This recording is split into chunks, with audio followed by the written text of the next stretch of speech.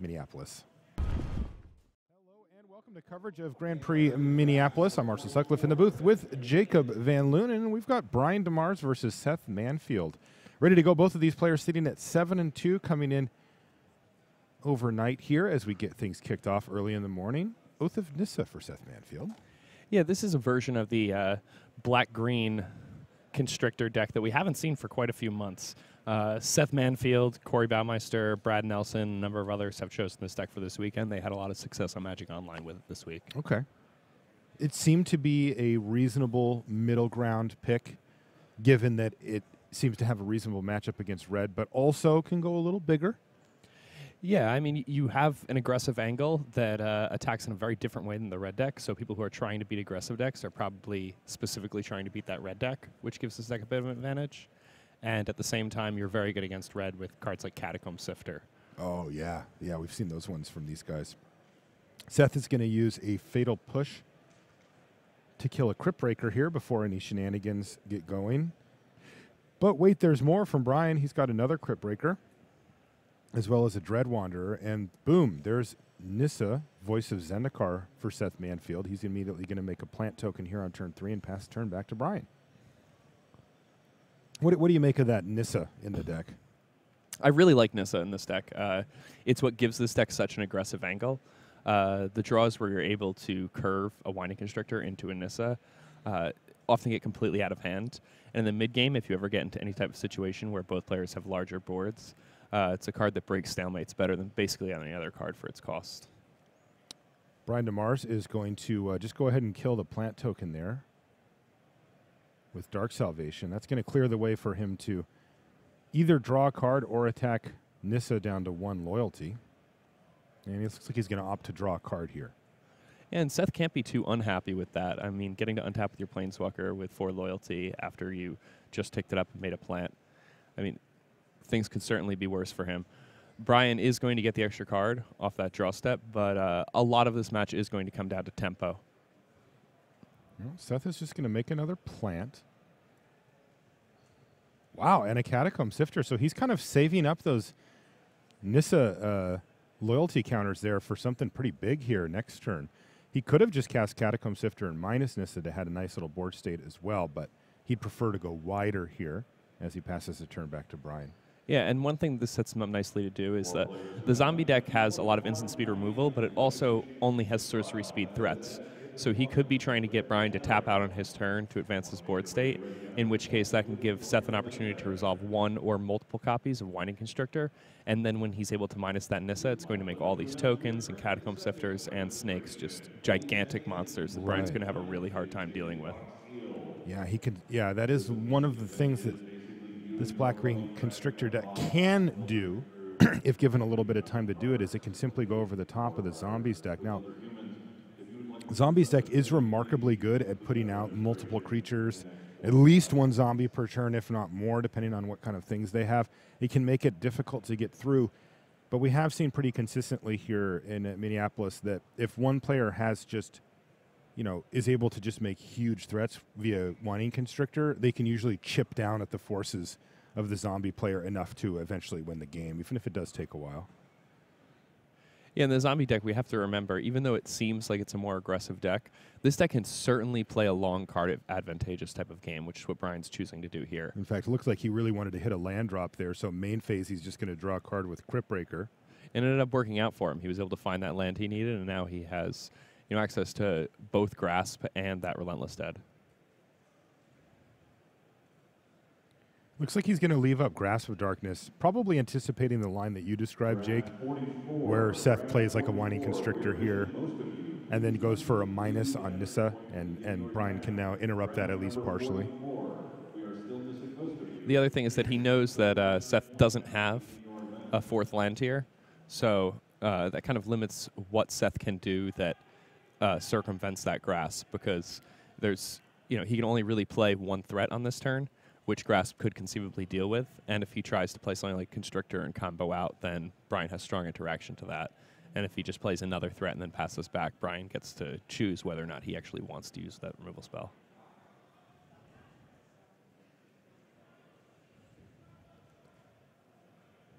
It's an interesting match, though. one would think from a game theory standpoint, the Mono Black Zombies deck would be heavily favored here. But in my experience actually watching the match, it's a lot closer than that. Looks like Seth has a pretty big decision here. Although they also may be examining life totals. Yeah, perhaps there was some sort of discrepancy between the two players. Yeah, I've stood behind Seth many times in the feature match area, and he can get a little behind on the life totals sometimes. When you work at the Pro Tour and you have the iPad, you have to you usually read the player who's closest to you, their life total on their life pad to update the life totals on there, and occasionally he'll be out of sync a little bit.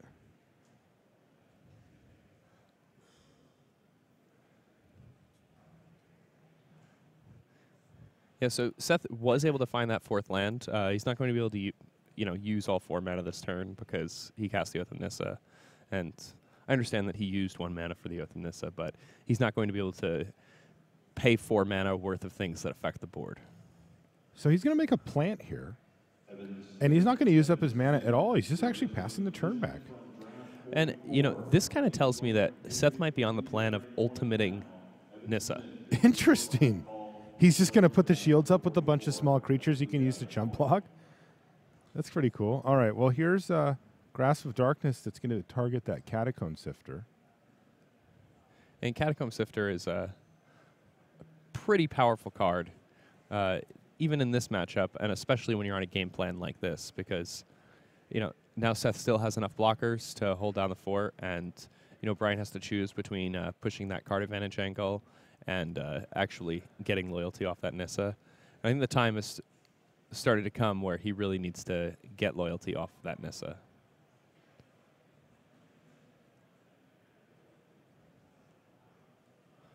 Again, though, even if Seth just chooses to not block anything, the Nissa would still be alive, and Brian would be spending mana and a removal spell simply to get a plant or an Eldrazi spawn off the table, which is not an ideal situation for him. Right, that's a pretty bad long-term proposition.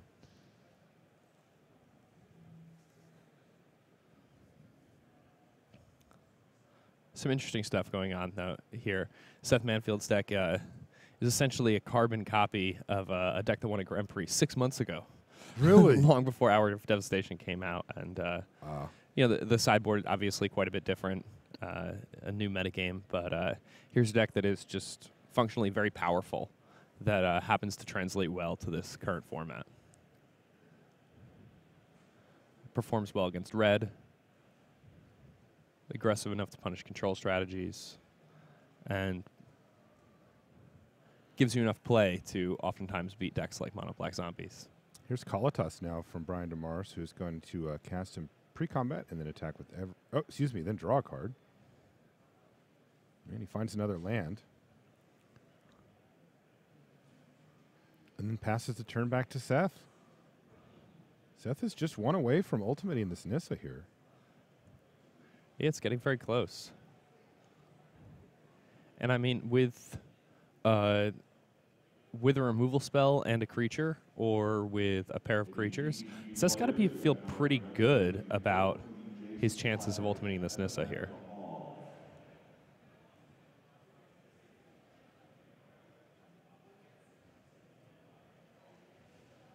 All right, he's got a Walking Ballista now.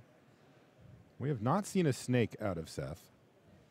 And Walking Ballista is pretty nice here. I mean, he could minus that Nissa, but instead what he's going to choose to do is, to plus it, continuing to be on the ultimate plan.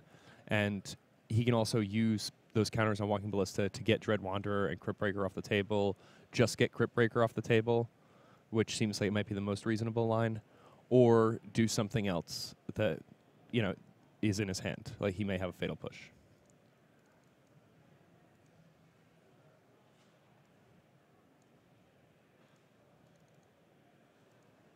And away it goes. Seth is just going to pass the turn back. This has been a weird game. Yeah, it's been a very weird game. I kind of like it. Seth has just sort of been patiently building out Well, not a super impressive board. I mean, he's got a lot of permanents, but he's got 3 0-1s and 2 1-1s on the battlefield right now. And an enchantment that essentially has no text. Right. Right, it allows him to use his swamps as far as to cast Nissa, which doesn't seem like something he'd even want to do. Right. But right now, but he does have Nissa on 7 loyalty, and that's kind of the story here. So Seth is going to garner yet another 2-for-1 here. And Brian does get to get a zombie it's actually back. A 3-for-1, isn't it? Yeah, I guess he does get a zombie back, so it's not quite so good. Can only get 3 for 2. Yeah, 3 for 2. Still a fine deal. Yeah. It's like a 1-for-1 and a 2-for-1.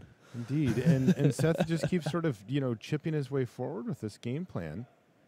And now this is a big turn because Brian really does need to do something. What does he have? Liliana's Mastery? Well, it's pretty good. I mean, he can apply a significant amount of pressure to Nissa here by starting to attack with these creatures.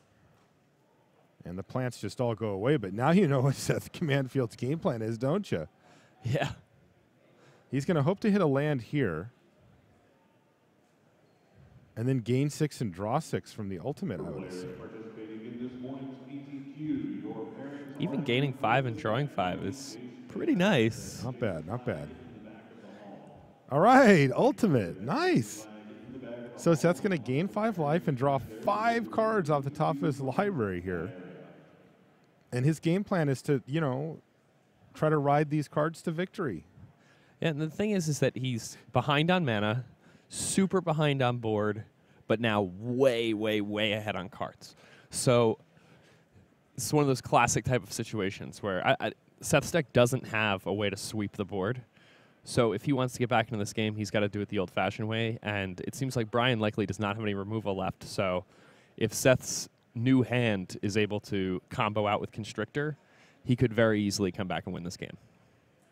Okay, there's Nissa. We need to see a Winding Constrictor here, though, Seth. These plant tokens are not going to get it done against the army that he's facing. That's a Sylvan Advocate and a land, but this could be tough. He is facing a ton of power and toughness there. 3, 6, 9, 12, 15. Yikes. The Advocate matches up really well against Brian's board, but if Brian has a removal spell, Seth is looking in really bad shape this game. If Brian doesn't have a removal spell, I could still see Seth finding his way back in here, though. Oh, yeah, I agree.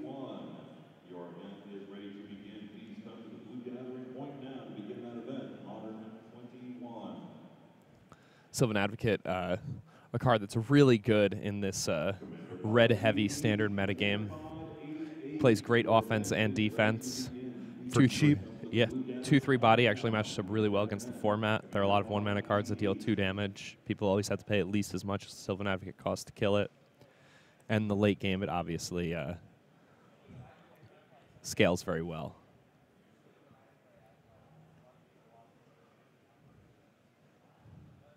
Uh-oh.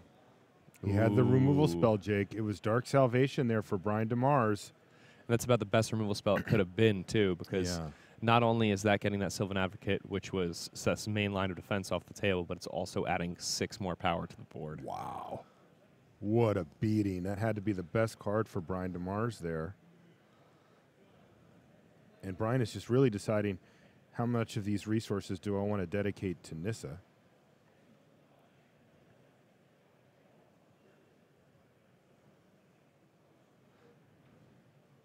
So here it seems that both players missed the Kalatas trigger, and Brian went to combat, but nothing else had really happened in the meantime. So this is kind of up to a judge's discretion.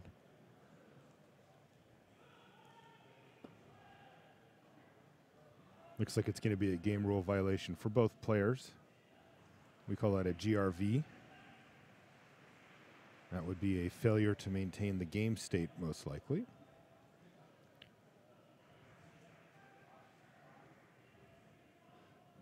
So lots of power coming in there. 15 power. Not sure where it was headed. Some of it probably at Nissa, some of it at Seth's face. Yeah, Nissa just ran away. So now what? Now can Seth even come back? I mean, he can't pick all these zombies off one at a time. That's not going to happen.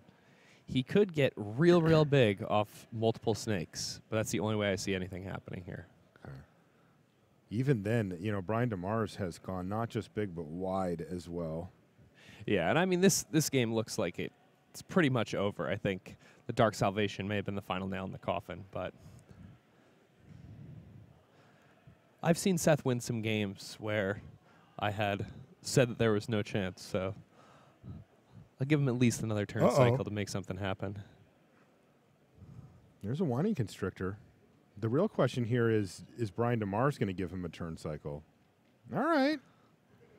It's a start. Okay. That's some business. Yeah, distributing 8 +1/+1 counters now.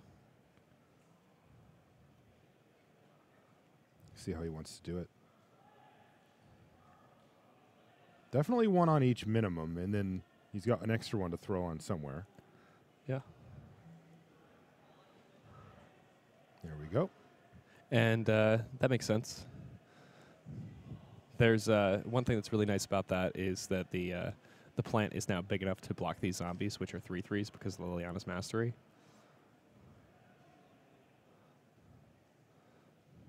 Westphal Abbey was the draw for Brian. That's a good card.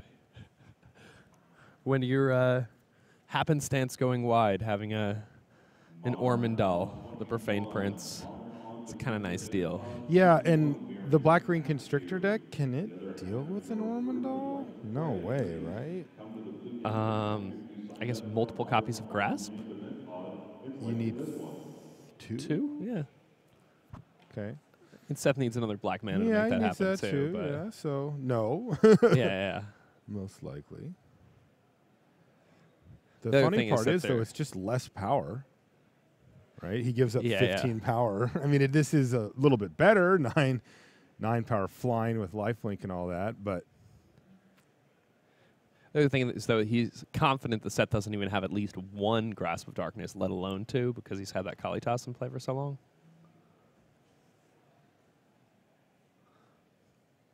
And, if Seth had had a Grasp of Darkness, then the Trader of Get would have been long gone. That card has accrued quite a bit of value for Brian here. It's gained him a significant chunk of life. It's pressured Seth's Planeswalkers. And it's produced 2 zombie tokens here, which are both 3/3s because of Liliana's Mastery. So definitely a very nice deal for 4 mana there that Seth would have been pretty happy to deal with had he had a Grasp of Darkness already. And needing 2 then to deal with Ormondal seems like a lot. yeah, it just feels like Seth has been just overpowered. This has been a nice draw from the Mono Black Zombies deck here, and Brian has really just kind of built out this incredibly strong board. Man, it even has a Grasp, too. This draw has been awesome for Brian DeMars. Yeah, and one thing that we have to give Brian quite a bit of credit for is his ability to, allow Seth to continue to take that Planeswalker up while he was simply drawing cards with his creatures instead of pressuring what Seth was doing. If he hadn't done that, then he wouldn't have found that key Dark Salvation that got him so far ahead. And, Brian just playing this Zombies deck beautifully here in the 10th round of the tournament.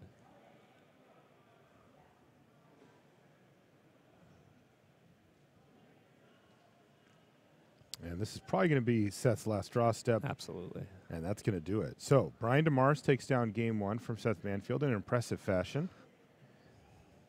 Slowly but surely building up the zombie horde and eventually overpowering Seth, who, while he did find a way to ultimate his Nissa, and that did represent a full 5 cards drawn and 5 life for him, it just really wasn't close to being enough.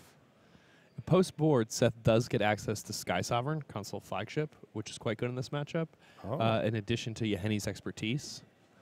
Jeez. Another nice one against these mono black decks. Yeah, he really could have used a card like that, couldn't he, Jake? You mentioned it, that this deck just didn't have a way to make a big comeback once, he's staring down Brian's board of, 4 to 6 zombies. Yeah, and had he had a card like Yeheni's Expertise, then after he drew all those cards, he could have cleaned up the whole board and then started playing out his own threats. And those cards that Brian was playing that kind of continued to go wide would have gotten a lot weaker, and Dark Salvation would not have even been big enough to get the threat off the table. Here's the one of our side tables. See Steve Rubin also on Black Ring Constrictor here at 7-2. Look what he's playing against. Look at that. Gregory Michel playing White Blue Monument. What does this deck try to do, Jake? This is it's trying to go very wide with tokens, and this is the Oketra's Monument deck. Yeah, and you're gaining a bunch of life by just making more and more things. You're playing Cloud Blazer, drawing cards, gaining more life. This deck has a lot of fun things to do. And yesterday we talked a bit about how Spell Queller is one of the more forgotten cards in Standard. One of the better cards that doesn't see a lot of play. This Standard format's big. Oh, yeah. I mean, people keep bringing cards to the table, and you're like, that's still legal? Like, I feel like how is that like Catacomb Standard Sifter decks still right now in this format? Like, what in the world? Yeah, they're like better than extended decks that we were playing PTQs with like 6 years ago. Yeah, this format really is very diverse, such that there's even pockets of cards that have kind of stuck together. Like, for example, this Black Ring Constrictor deck, is a good example of one that we just hadn't seen in a little while, and then it just sort of popped up. And I talked to Sam about it at the PT, and I'm like, well, what changed? And he's like, nothing. I'm like, what do you mean? And he's like, I'm running Hashep Oasis, which I probably shouldn't be, and one Doomfall on the board. I'm like, oh, all right. I appreciate Sam's honesty in those situations. Yeah, well, and you see these, and you see these things pop up too with like the energy decks. Those are kind of clustered together too. They don't, travel too far from Kaladesh in this instance. Yeah, there's that core of like, initially playing Felidar Guardian Saheeli, then playing the, Marvel package, and now simply playing Glory Bringers and Elder Deep Fiends or what have you. Yeah. Looks like Steve made an attack that would let him kind of clear off the board here. What was really cool there is that Steve was able to use that Walking Ballista to kill a Spell Queller, which was able to trigger the Spell Queller so that he could cast Yahenni's Expertise, which then let him cast another spell off the Spell Queller, so putting the Sylvan Advocate in place. So Steve really went from being in a really precarious situation to finding himself solidly in the driver's seat here. Cancel that order. And that's it. Dust to Dawn says no. Is that a Handwear Militia captain? It is. Often mistaken for a Westvale cult leader. That's funny. All right, well, I want to head back to our main match, which has just gotten back underway here. We don't want to miss any of the action between these two. Zombies deck can be quite quick when it wants to be, but it also can change gears and slow down into a more card advantage-based approach. In the meantime, what is happening here? Nobody's playing any spells. Well, a lot of the time, especially in a situation like this, both players are playing instant speed black removal, and even if you have a threat, that threat might be better used later on in the game to, crew something like a Sky Sovereign, do something else that's powerful. Whereas, if you're just playing threats, then your opponent is going to have the opportunity to, use instant speed removal and get to be mana efficient. Well, Brian DeMars certainly played around removal there. He just cast one zombie, a 2/2 for 3 mana. And Seth said, sure, have at you. Yeah, I wonder if these players mulliganed, because it seems like there's very, very little going on here. They're not doing anything.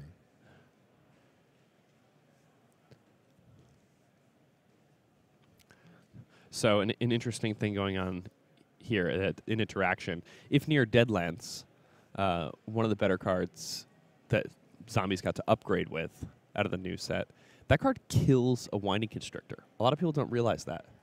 And Winding Constrictor does have a downside. It's something that a lot of people forget. You see, if near Deadlands puts 2 -1/-1 counters on a creature.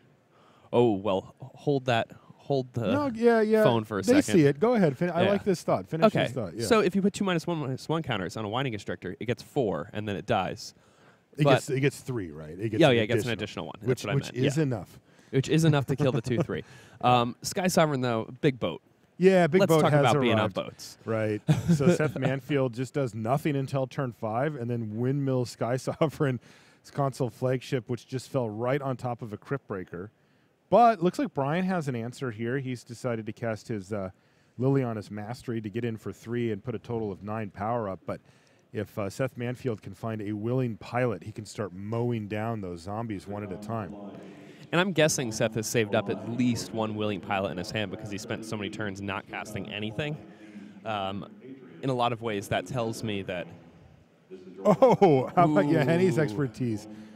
Oh, and a whining constrictor. Seth Manfield saving it all. Oh, double constrictor means he even gets to get in with the boat. Wow. Okay, well, Seth Manfield. I wish my mouth had the ability to make a boat horn noise without like messing with the microphone. I'm really glad it doesn't. Oh, my goodness. Well, this game's going to be over soon. It's fishing season. Oh, here. Look at this. Oh. Battle boats. Battle boats. Let's see what happens. Because now Seth actually doesn't have enough power. Maybe he's got a hissing quagmire. Oh, he does have a hissing quagmire. So either way, he can get that flagship up in the air if he wants. Start to try to race. It's an interesting naval battle here. Not something we often see in games of Magic. Chad says snakes on a boat. Oh, man.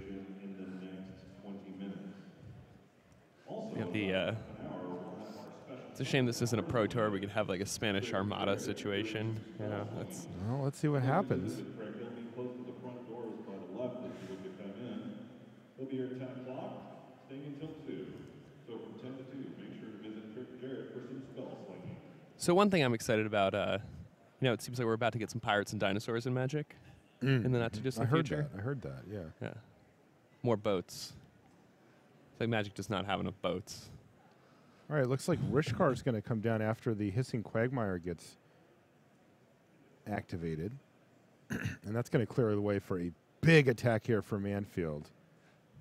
Yeah, Seth finding a way to close this window as fast as possible. Yeah, I love that play from Seth. Being able to use up all of his mana for the turn and really add a lot to the board and make things incredibly difficult for Brian. Just really set up Seth beautifully. Yeah, and not even putting any counters in this Winding Constrictor here. So, the major flag bearer that he has in play, Brian doesn't really have any incentive to even interact with it. Right, and it's also lethal. Yeah, and blockers aren't good here at all for Brian because of the boat's trigger. No, Brian's dead. He just needs a pile of removal spells. Yeah, he needs to be able to kill like 3 things or something. Yeah, which is very unlikely. And the problem is one of the things he has to kill is the Sky Sovereign because inactivation of that Hissing Quagmire now is enough to crew the ship, even if Brian is something to block with, and that never works out.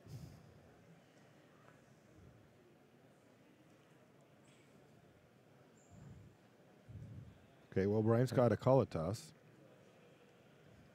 and a Grasp of Darkness. That's not enough, though, is it? No, it is not. As long as Seth even chooses with the lifelink, or? Well, the thing is, if Seth simply crews up a boat, then Grasp of Darkness only puts it down to 2 power, and it's just easily lethal. It's just easily lethal in the air.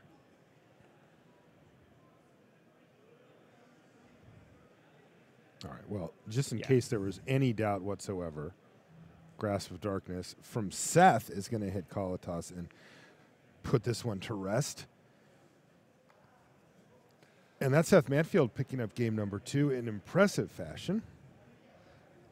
Yeah, and Henny's expertise just going to be a big factor in whether or not Seth is winning game 3 on the draw here. If he's able to find that card, I think that makes his chances of winning skyrocket. If he's unable to find that card, I do think he's a slight dog. It's interesting. Maybe even more than a slight dog. Yeah, I mean, you mentioned 2 specific sideboard cards as we were going into sideboarding, and he drew both of them and just crushed him with them. Yeah, they were both absurd. Yeah.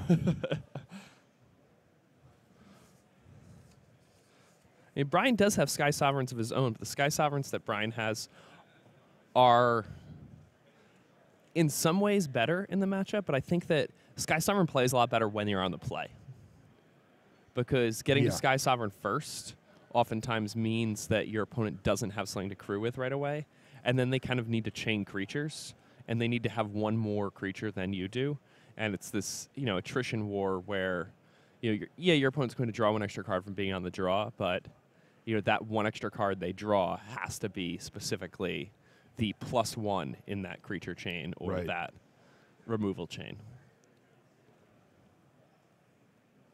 The other thing that seems to be different is that Seth, in most scenarios, will be able to kill relevant creatures basically every time he gets to activate that Sky Sovereign, where Brian does have a window, right? We've seen Seth be able to put out 4/5s and 6/7s and, these huge creatures where the window could be closed by the time Brian actually finds his Sky Sovereign and can get it going. If he does it right on curve, smashes a snake with it or whatever, hey, that's business. Yeah, it's great. But if Seth has one of those draws where he goes like snake, Rishkar, they're both out of range already. Yeah. That's turn 3. That's way before we're going to see any boats. So the one thing Seth has going for him in that regard, or the one thing Brian has going for him in that regard, however, is that Seth is playing Planeswalkers. And Sky Sovereign is very good against Planeswalkers. And that's an angle that Seth can't use against Brian. Totally. And, of course, Brian has a significant amount of non-sovereign removal that he can use to control the board up until then. But absolutely. All right. Fatal Push is going to shove that Handwear Militia Captain right over the edge and leave Gregory with just an Oketra's Monument. Modern Pod 22. Well, Oketra's Monument, makes a lot of 1/1s, and you may think to yourself, oh, well, that doesn't match up very well against Walking Ballista, but it's very hard to stay on top of all those 1/1s with a Walking Ballista. That's way too mana intensive. So Steve really needs to eventually find a card like Yeheni's Expertise if he wants to overcome that monument in the long game. Right. Or he just needs to close it fast. And we could see an explosive turn here from Greg, right? Because, he went Handwear Militia Captain into Oketra's Monument, but here, he could go 2-drop, 2-drop, 2-drop, right? And it's boom, he's got 6 creatures. Yeah. All right, well, he had 1 2-drop, but I believe he's got a Spell Queller in his hand as well, which he can now cast. Yeah, he does. So, even just that, he's going to have, well, that that's costs more a than little 4. awkward. Yeah. He may cast a Spell Queller anyway at some point here, but oh boy, all of them on the Walking Ballista, and that thing is assembled. Wow. And now Steve gets to, kind of control the tempo of the game. He gets to be the boss. He gets to attack here with the Ballista and really force the issue. Or he can just start shooting things down if he's worried about one of the a way that Greg might have to kill it when it starts attacking. They've already put their souls into this game. We would very much like you to put some cash into their hands. Please, thank you. So Greg goes for the Spell Queller on Steve's end step even without a target for it, and I like that. I think he understands that the long game here does not favor him against these black-green decks. All right, well, let's head back. Our main match is back underway here. And I want to see how it finishes up. You don't want to miss anything with these. Well, good start here already for Brian. Well, maybe I spoke too soon. The turn 2 Crypt Breaker, fantastic, though. No 2-drop, although he does actually have one. He's got a Relentless Dead in his hand, Jake. What do you think's going on? He's got a Grasp? Yeah, I think he's leaving up Grasp here. And I like this play from Seth. Instead of playing a bigger creature, he decides to go for Walking Ballista, and that kind of forces the issue where Brian can, activate his Crypt Breaker, but he can't use a Grasp effectively because, trying to kill a Walking Ballista when you have a Crypt Breaker in play is just a losing proposition. Yeah, and that made sense from both players, right? Seth can't just let Brian go off with Crypt Breaker, but the way that Brian played it, he got to transform, one of his later game, more expensive spells that's not really going to be relevant for a while into a zombie right now. And this is where you really want the Grasp of Darkness because you don't want to let Seth on top of that snake. And if you can just get it out of the way now, you also get to chip in for 4 damage. Yeah, Brian seems to be solidly in the driver's seat here. Seth missed his 3rd land drop there on the draw. Brian missed his 3rd land drop on the play also, but then found one on the top of his library. Yeah, that's what Seth did too, though it's a tap land. Yeah, and Seth does not have access to 2 black mana here, so Grasp of Darkness is turned off. He could use something like Fatal Push here after passing the turn, but that's about all he could have that is interactive. Brian's about to have access to either 3 or 4 mana worth of threats. Well, let's see what you're working with, Seth Manfield. Oh, boy. Well, I see Yanni's expertise in the middle, don't I? Or is that a Gonti? I believe that's a Gonti. Yeah, that's a Gonti. Okay, well, decisions then from Brian DeMars. He's got to try to figure out, well, what is Seth going to do next turn for sure? And or what could he do if he draws a land? And I don't think he minds the Nissas. I think Catacomb Sifter and Grasp of Darkness, or Catacomb Sifter is pretty important here. Gonti seems a little expensive right now, so there's so many cards clogging up his hand that it's unlikely he's going to pay 4 mana for a Gonti and then pay mana for another card out of Brian's hand and have that be a winning game plan for him when he's behind on board. And, of course, he still needs to find a land just to be able to do that at all, which he might not do. Yeah. You know, in a relevant time frame. I think Catacomb Sifter definitely a correct pick there for Brian. Yeah, Catacomb Sifter could set up the best stuff. So Seth looks like he's priced into just passing the turn back rather than playing a Nissa. And another land off the top for DeMars. So he's just going to grasp the zombie token. Take 2 from Relentless Dead.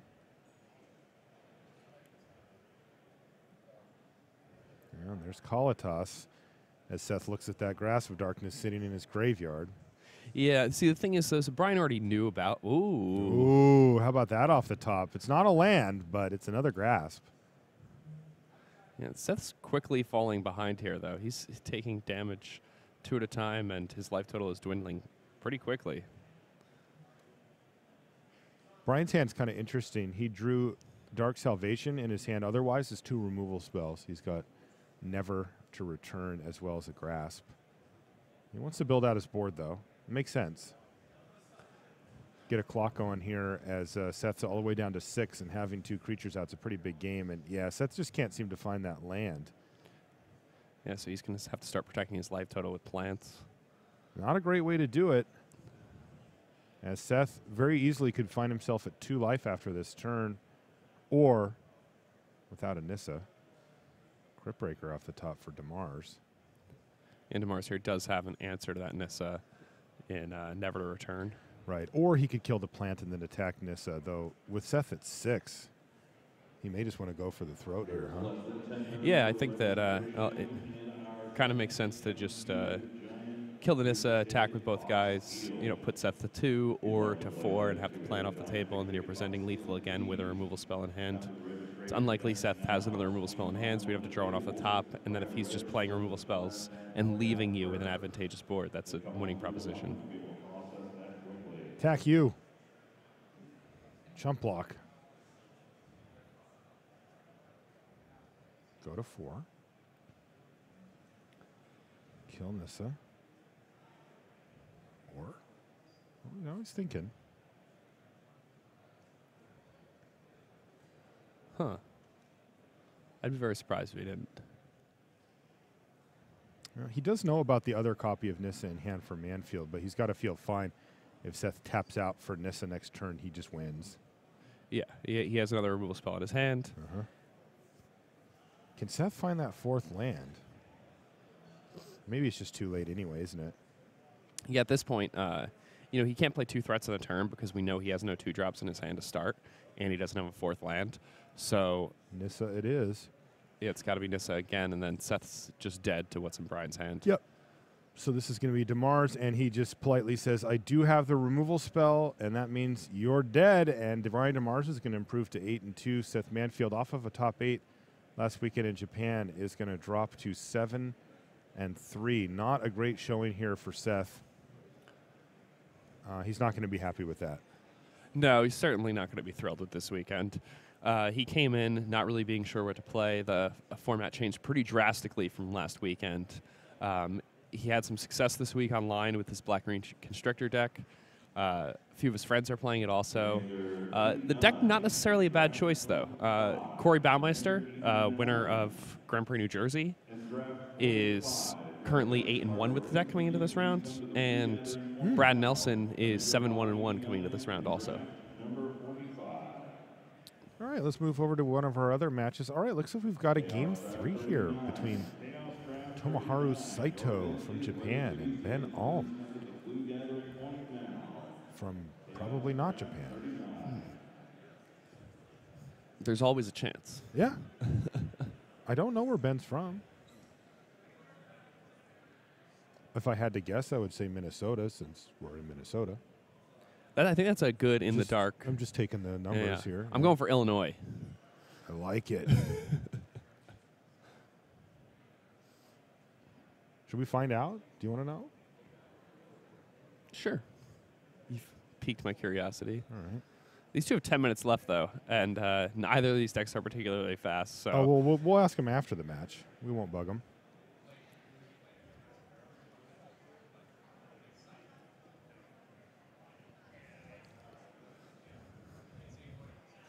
It's always kind of off-putting to be playing against a true control deck when you're kind of a mid-rangey deck, when there's 10 minutes left on the clock and you're going to game 3.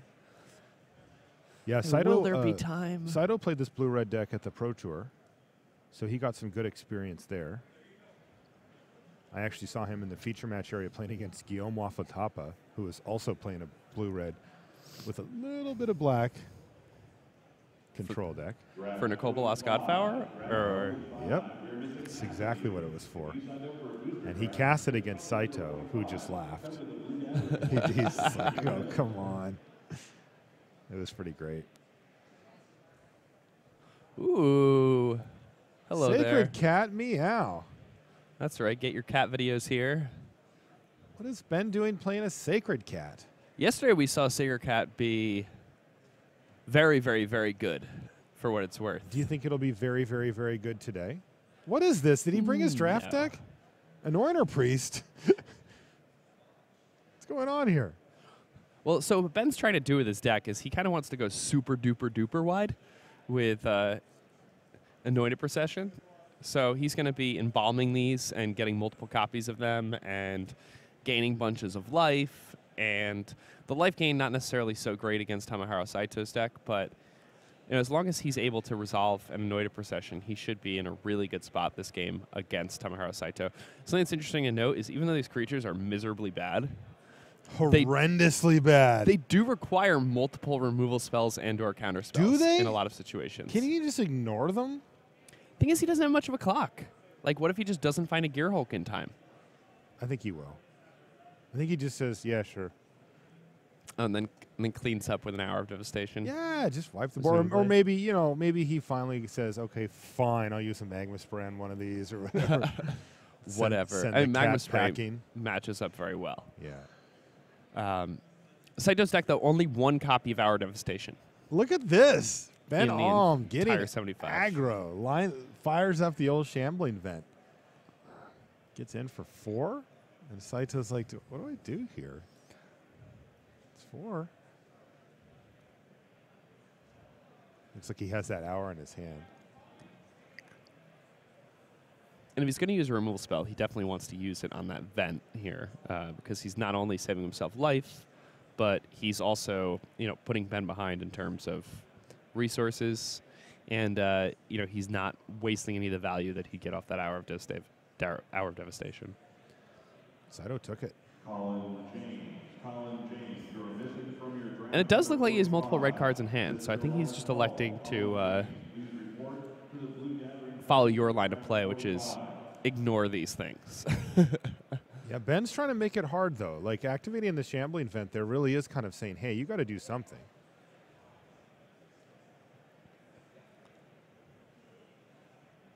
Saito going to miss a land drop here? Yeah, That's terrible he is. for the blue-red control Yeah, deck. he may need to fire off. I don't know what he's got exactly, but he may need to fire something off here to try to dig for a land. It looks like Ben might be on a pretty serious mulligan, too, based on the number of cards he has in play and in hand.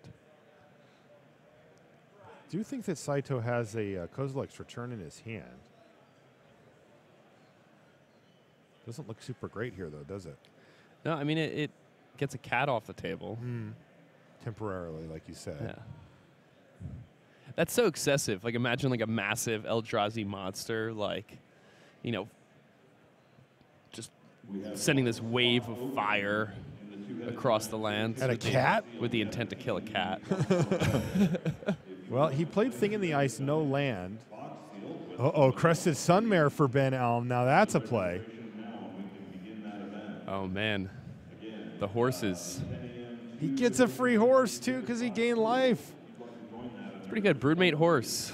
Oh, man. It's indestructible. Now what is Saito going to do? That's a real play. Oh, man, he just drew... actually, he can't cast it anyway, but... Did you draw Hour of Devastation? Or? No, I think he already had Hour of Devastation. He drew... Sweltering Suns, right. But he doesn't have double red. He's going to cycle it away. And hit a land and say go. But he's way behind now. Yeah, he needs to find a... Fatal Push your Thing in the Ice. But that's 12 damage. You game. Wow. Wow, man. Crested Sunmare. That got explosive, right? Yeah, It was like 2 power, take it. Oh, I took 4 this turn. And then it was like, bang. A Trojan horse, if you will. It kind of came in soft. All right. Well, you know what? I was right.